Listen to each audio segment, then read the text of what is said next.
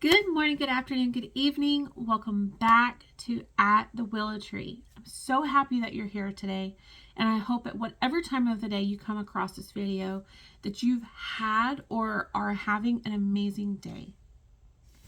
So, today we are going to dig into Psalm chapter 95. So let's dig into Psalm chapter 95 and see what the Lord has for us today. Psalm 95 says, "Come, let us sing to the Lord. Let us shout joyfully to the rock of our salvation. Let us come to him with thanksgiving. Let us sing psalms of praise to him. For the Lord is a great God, a great King above all gods. He holds in his hands the depths of the earth and the mightiest mountains. The sea belongs to him, for he made it. His hands formed the dry land, too. Come, let us worship and bow down. Let us kneel before the Lord our Maker, for he is our God. We are the people he watches over, the flock under his care." If only you would listen to his voice today. The Lord says, "Don't harden your hearts, as Israel did at Meribah, as they did at Massah in the wilderness. For there your ancestors tested and tried my patience, even though they saw everything I did. For 40 years I was angry with them, and I said, 'They are a people whose hearts are turned away from me. They refuse to do what I tell them. So in my anger I took an oath. They will never enter my place of rest.'" So this is chapter 95. So let's look at a couple of lessons that we can take from this. One of the things is the posture of our heart. There are two examples here of attitudes that came from the heart of people.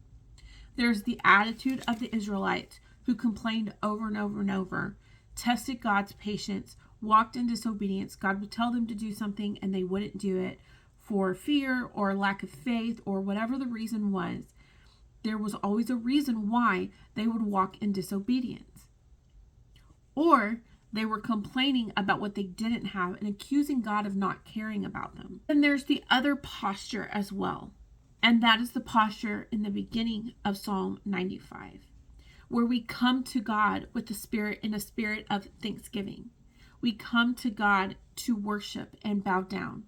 That to me symbolizes humility, understanding our position and God's position.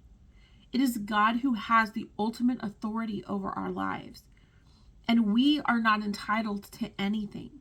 And when we acknowledge that and we worship God for what he has done in and through our life, he takes notice. Those are the people that he cares for, that he takes care of. Down in verse 7, it says, "For he is our God. We are the people he watches over, the flock under his care. We are the sheep under his care. He is our shepherd, taking care of us, making sure we have everything we need." And so it is a comfort, but also a warning sign. What is my life producing? Is my life producing a posture of worship, humility, and thankfulness for the things that God has done in my life? Or are my attitudes and my life producing a complaining spirit that is constantly testing and trying God's patience? There's a reward for both. He watches over and takes care of his sheep. But at the same time, if I'm complaining all of the time and I'm walking in disobedience, and I'm being stubborn and hard-hearted, there's a consequence for that. And the consequence for the Israelites is that they, for 40 years, had to wander, and an entire generation had to be removed from them before they could enter God's place of rest. I don't want that for me and you. I want to adopt this other posture of thankfulness, understanding that everything that I have, including the breath in my lungs and the gift of another day is because God has made it possible. Understanding that He is worthy of my worship and I owe that to Him. I am not owed anything, but He is owed everything.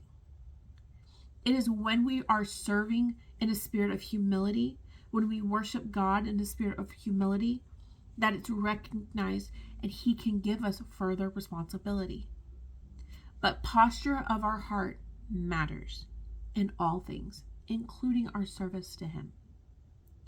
I hope that this encourages you, and I will see you back on Monday for Psalm chapter 96 at the Willow Tree. Bye, guys.